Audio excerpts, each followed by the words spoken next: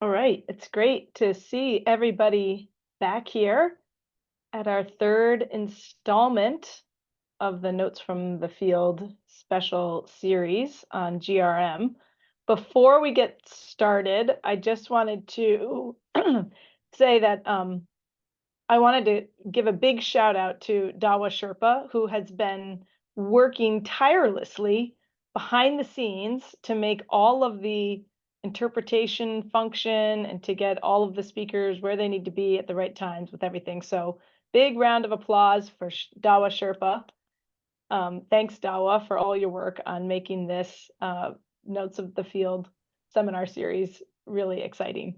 So I have been sick all week, and as a result, I'm going to turn over the moderation of today's session to Diane DeTuff. I'm really excited that you're all here, and I will be behind the scenes getting questions ready for all of the speakers. So over to you, Diane. Thank you, Heidi. Hi, everyone. Welcome to this third Notes from the Field special series on the grievance redress mechanism, brought to you by the Global Rights and Communities Program, where we believe that respecting and protecting the rights of Indigenous people and local communities reflect WCS commitment to equity and justice, and is a necessary pathway to achieving durable conservation.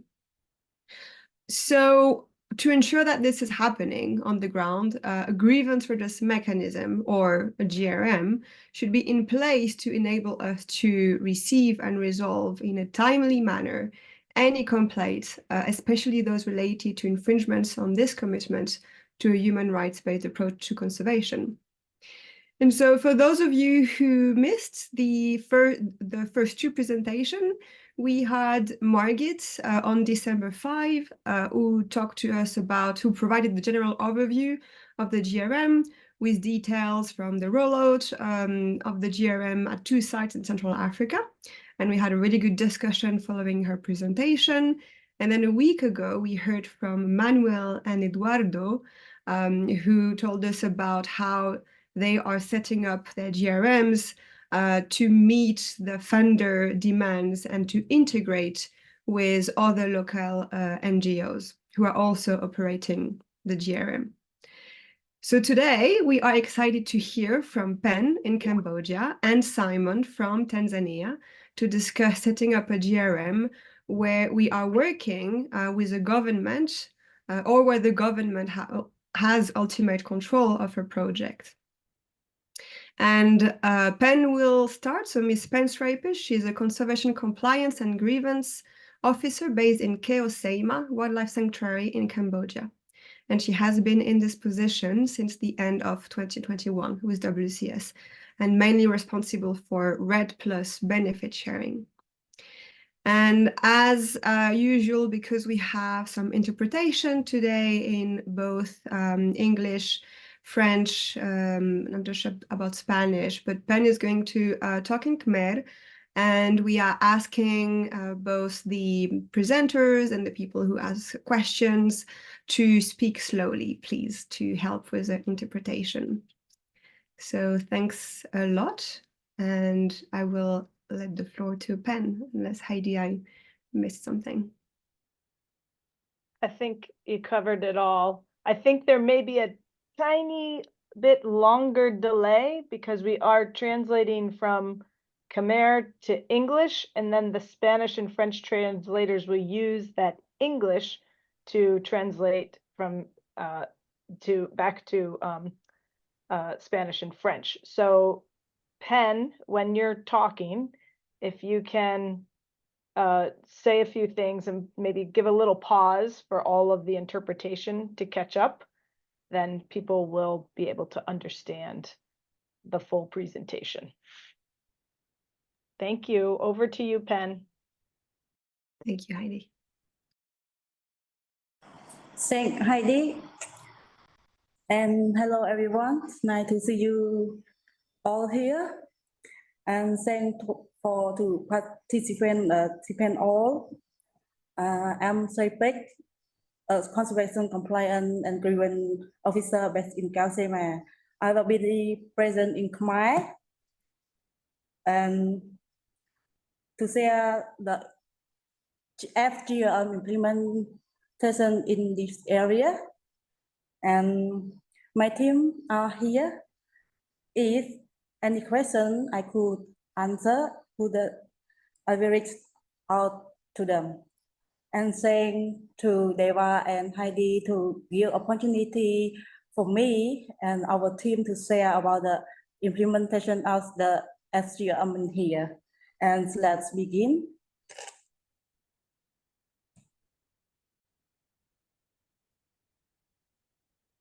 So why we need a GRM?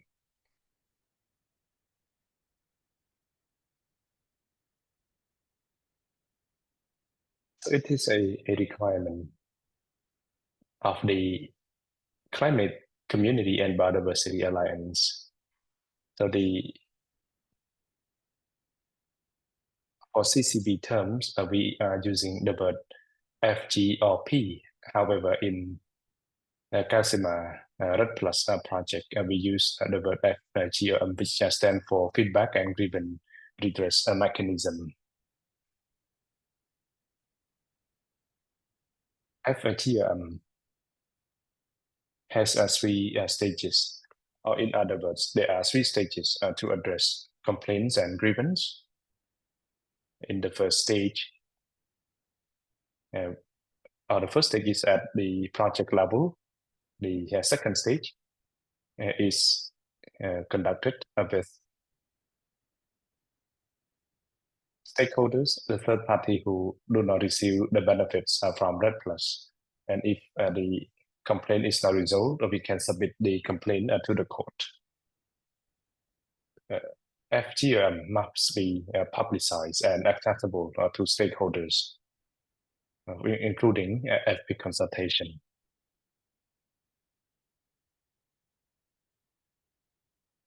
For the Keo Seima redress project, we are required to ensure compliance with internal WCS policy, including social safeguard, code of conduct, and human rights. We are also required to comply with international standards, including CCB, the indigenous minority rights. So we have to ensure compliance with these effective policies. Why FGRM is important? FGRM aims to protect both the community, project staff, and the project itself. The problems are still there. Even if we do not know about the problems.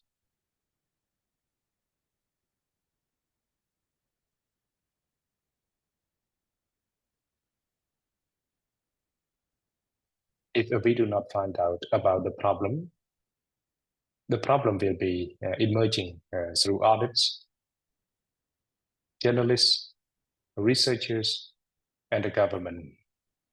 Many people are watching the project, our redress project. So it is necessary to find out the problem earlier before the problem become more serious.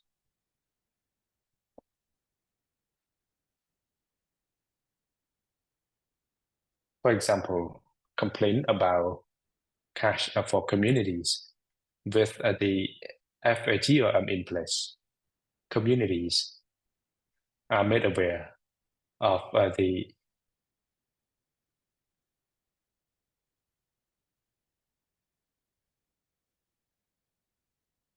C4C requirements, and when they notice irregularities in terms of spending, they can raise their concerns through the mechanism.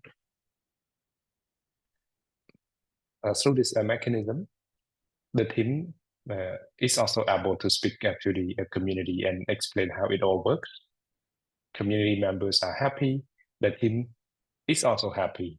However, without FGRM, community would have been more and more angry, and there would have been more misunderstanding about the project, and complaints would have been raised during audits or to researchers or to the government. And then it will affect the carbon purchase from communities. As for GRM team structure, in the past there was only one GRM staff hired in 2020. However, now there are 5 staff members. One is social safeguard technical advisor. One is conservation, compliance, and grievance team leader, and 3 are conservation, compliance, and grievance officers.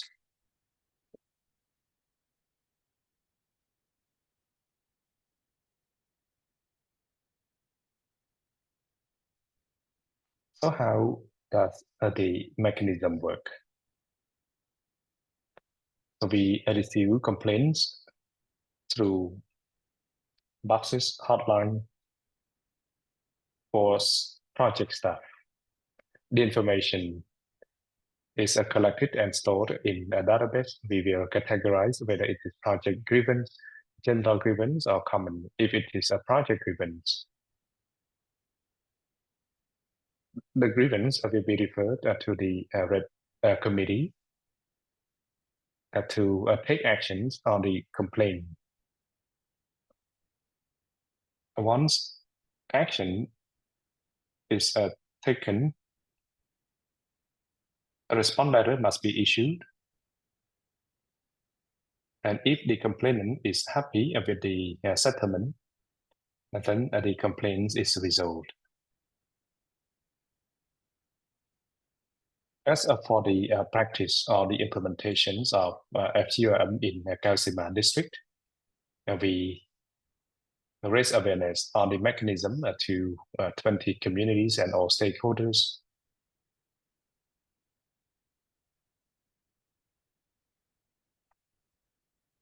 So we inform them about the 3 stages of the FGRM, what grievance should be reported, documented, who raised reported complaints, and action taken. With regard to the collections of complaints, we collected complaints through 23 suggestion boxes installed in 20 villages. We also have hotline. We also use Telegram communications, and complaints can also be collected through project staff. For storing of data and classifications of a grievance type.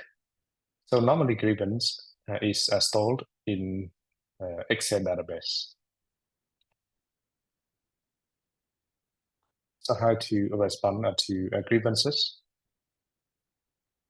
So we accept all grievances, but it doesn't mean all grievances are responded to. So we prioritize which grievance are urgent, and then we identify stakeholders or those who will address the grievance. The next step is to conduct a pre-assessment. All proofs will need to be forwarded to the Red Plus Secretariat, and the proof can be it can be kept in separate folders. For supporting documents, all relevant documents are filed following each case code, and then we can share the folders with the Red Committee, and then we follow up on the grievance, and we will respond to the complainant. If they are happy with our actions, then the grievance is resolved.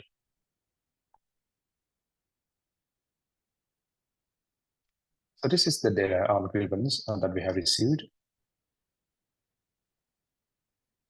through different means. However, we receive most grievance through hotline call and suggestion boxes. So we categorize grievance into common general grievance, project grievance. But most of the complaints are general grievance. There are many cases that we have received, and the common cases are related to illegal logging and land clearance. So this is the summary of the grievance data from 2019 to 2023. In 2019-2020, communities did not understand the FGRM mechanism very well, so we did not receive any complaint.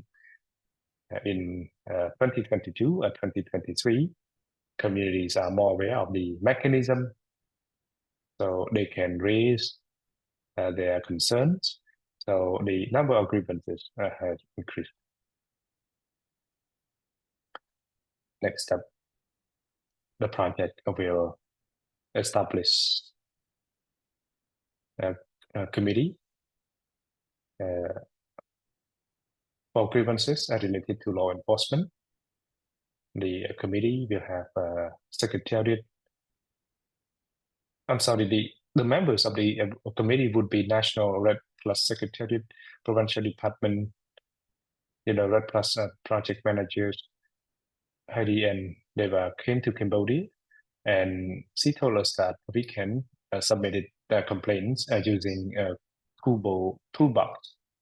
So we plan to create a Kubo toolbox, so we can channel the complaints that we have received, and we can do automatic transfers to Asana account. Thank you very much. This concludes my presentation. Thank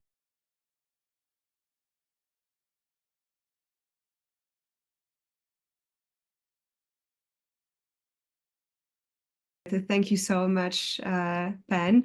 And so now we'll hear Simon Mwangi, who is a regional social safeguards coordinator for East Africa, Madagascar, and the Western Indian Ocean region. He has over 10 years of experience in social and environmental safeguarding. He worked in social environmentalist in Kenya before WCS. And we'll hear in his presentation also his experience with developing the GRM with the government of Tanzania. So over to you, Simon.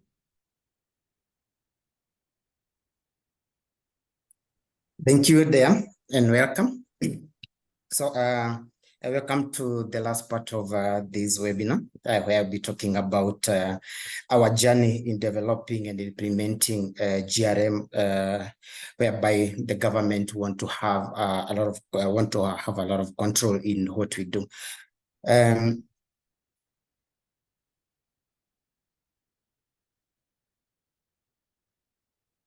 So in this presentation, Simon, do you want to put your slides in presenter mode? There you go. Yeah. Thank you. In this presentation, we'll discuss about our journey in developing and implementing the GRM. And we used a collaborative and participatory approach with the government of Tanzania. And we will also explore steps that we took and the challenges we are facing and some of the solutions that we are exploring to address such challenges. And to start with, I'd want to give a brief overview of where we are working in Tanzania.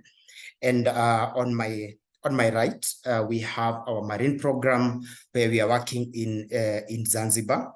And we are also working in two other areas, the northeastern Tanzania and southeastern Tanzania. And all these are marine programs. So in this area, we are working with two levels of government. We have the National Republic of Tanzania government, and we also have a Zanzibar government.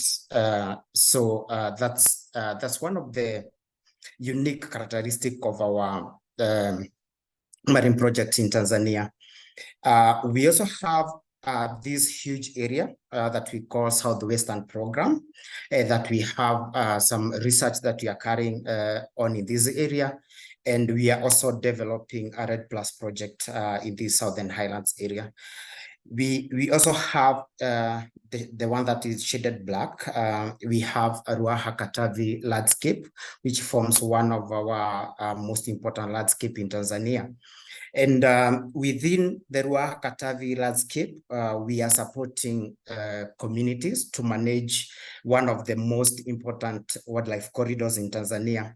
And these two corridors are very important to as they connect two of the national parks, and it creates a migratory route for wildlife. The corridors are managed by the communities. So these are community managed area. And this is one of the areas in Tanzania where we are working directly with the communities. So the process of developing GRM started with our team going out to the community and mapping out existing GRMs, both within the communities, the local governments, and the NGOs that are working in this area. And it involved a lot of meetings just to understand some of the areas, including the cultural aspect of the community that we are working with. And we consulted over 200 people that included staffs, the local government staff that are quite involved in the GRM management. So during all those mapping and engagement process, we learned that at national level, the government of Tanzania have a national GRM, and sorry, it's all in Swahili. And in this online GRM, citizens can log in and lodge their complaints. And it has areas where when you are lodging complaints, you can just go direct to the government department that you are lodging the complaint against. And looking at this dashboard, we realize that our activities may fall within different government agencies, including the Ministry of Natural Resources and Tourism, Ministry of Livestock and Fisheries, and Ministry of Environment. So we also went ahead and studied about the grievance redress mechanisms in the village level. And we realized that at the village level, there exists a formal way in which the local government addresses community grievances. And this involves the village executive officer, who is an employee of the government, and he's the focal point that receives all the grievances. And then they work with community committees they have several committees, including village-led committees, gender security committees, finance and planning committees, and all these committees are part of the grievance resolution process. We also noted that there were no records of previous grievances and how they were resolved. There was no capacity in how most of the grievances and mostly those related to natural resource are being addressed, and there was also a bit of lack of trust in the process by community members. So what we did through collaboration with different stakeholders, we decided to improve capacity and update the local government GRM, and also create WCS GRM. And with this, our team went back to the community members, did a lot of brainstorming, so that the kind of GRM that we are developing was one, its compliance to government laws. As I will talk about that later. It's culturally acceptable and socially sensitive to different aspects of the community that we are dealing with. So we had a lot of sessions and one of the key goal of what this engagement was to brainstorm at what appropriate time WCS get involved in the GRM management. So the outcome of all those engagements, we were able to help the local government come up with their own grievance redress flowchart. We were able to also help the local government at this at village level create different channels in which community members could raise their grievances. We were also able to discuss ways in which different committees are involved. And there was a lot of capacity building, a lot of trainings that we did at this stage.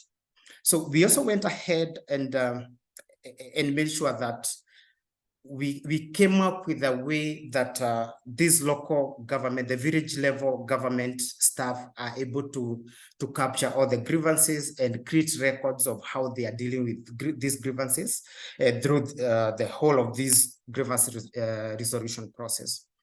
We were also able to discuss and agree on with the stakeholders at what point will the stakeholders be involved in the resolution of all these grievances. We also went ahead and created our own grievance redress mechanisms. And if I go back, you realize that all these grievances, they lead to stakeholders. And in these, any grievances that is related to any stakeholders who is working with the community on the area, they get notified.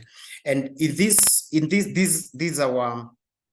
our GRM flowchart, and you realize that we have a village executive officer as one of our focal points in the community, with the community. And the reason why he is there is because we realized during our mapping and when we were studying about the existing grievances, we realized that by law, if you don't involve the government people in the process of resolving some of the grievances, our resolutions are not credible. And we agreed that they will be involved in the process of resolving such grievances. So I won't go into details of the processes that we take to resolve our grievances, as my colleagues have really delved deeply into that. But I want to go into how the two systems, the community GRM and WCS GRM, interact with each other. So on my left is the local government GRM. On my right is WCS related GRM. And with this, you realize that any grievances that is related to us that come to village executive officer, he informs our grievance lead, who go ahead and fill it in Asana, checks its eligibility and categorize it, and it follows this the process of resolving it.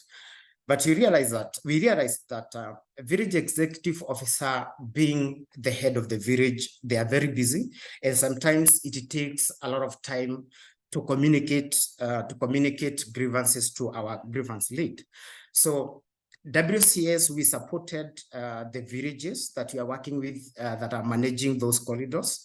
And we created community-based organizations, and we helped them to hire 3 community-based organization managers. And we are also involving them as part of our GRM, so that because they work directly with the community and they are specific to dealing with issues relating to natural resource management and the management of the wildlife corridors, we saw that they have more time and they are in direct contact with the community, and our GRM lead is in contact communication with them. So we are adding them as part of our community focal points.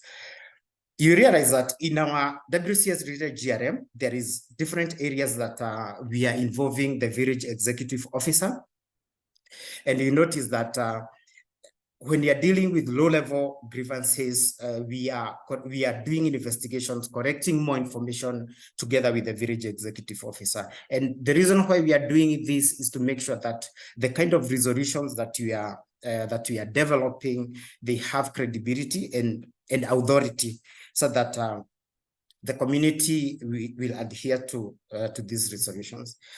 You'll also realize that when you're dealing with high-level grievances, such as grade 4 and 5, there is less involvement of the village executive officer, and we'll talk about that in a bit. And the reason why this is different from when you're dealing with low-level grievances, because in Tanzania, as an non-governmental organization, we don't have authority to investigate such high-level grievances because they are considered as criminal offenses, most of them, and the authority to investigate and resolve those kind of grievances is under purview of the law enforcement and judicial system. So comparing the two, you notice that there is a lot of interaction between our team, this specific project, grievance redress mechanism lead, and we also have a national social safeguard focal point.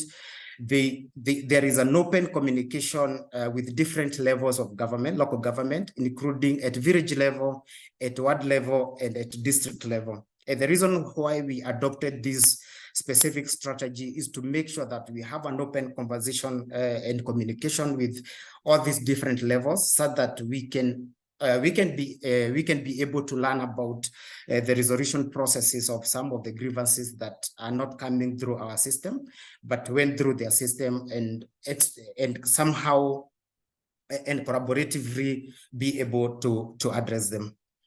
So some of the challenges that we are facing when you're implementing this, we have limited investigative authority when investigating high-level grievances, like I've just said. And where such issues and where we investigate these low-level grievances, we are also limited in some of the measures that we take to address such grievances. And by that I mean that as an organization, we are only limited to internal disciplinary actions, and it becomes a challenge when dealing with the government staff that we support, as Chris Mackenzie just asked about this.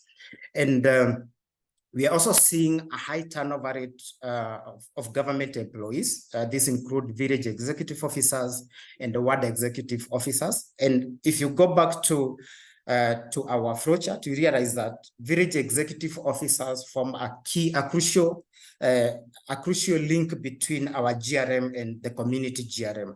So the moment we have this high turnover rate of the government, we end up using a lot of resources in terms of finances, in terms of our time, to train new VEOs who, in most cases, like this month, we had to incorporate 3 more VEOs and train them on how we are managing our grievances. In other areas where we are working with government rangers, in most cases, they view our GRM as, as investigating them.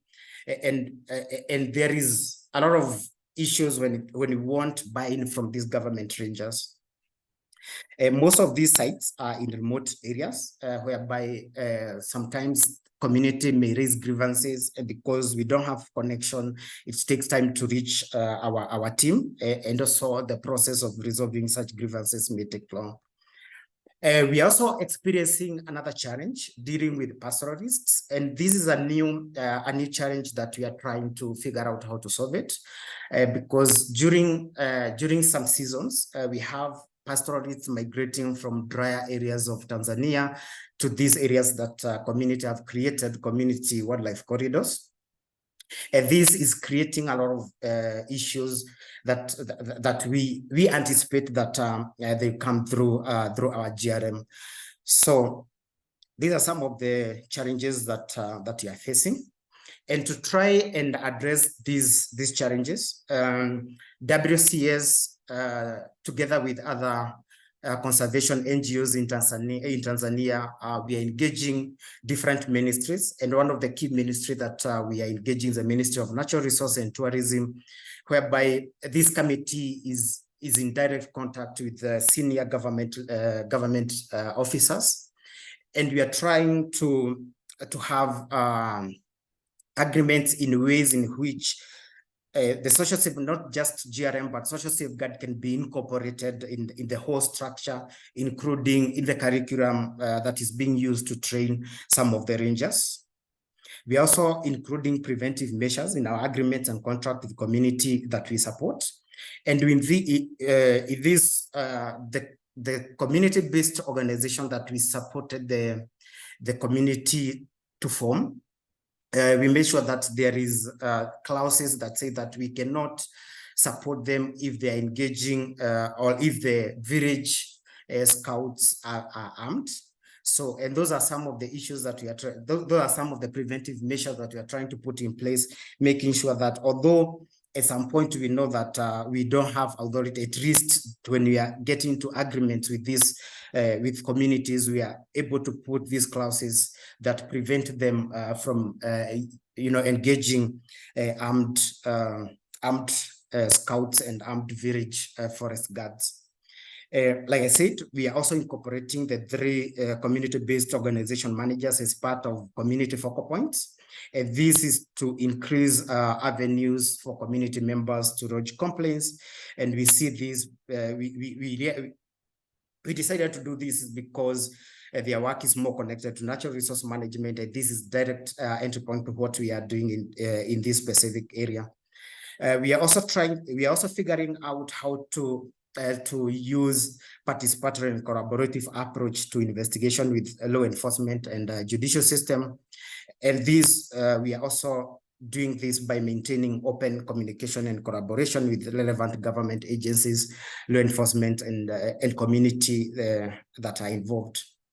To address the issue of pastoralists, WCS Tanzania is currently carrying out grazing dynamic studies to inform how we address challenges that are related to agropastoralism in the area. This study will also go into how we also use and implement other social safeguards, how we can bring these pastoralists on board when we are doing community engagement.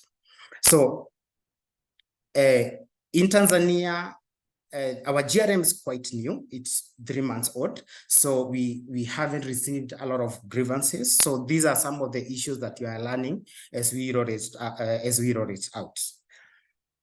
So that's all from me. Thank you.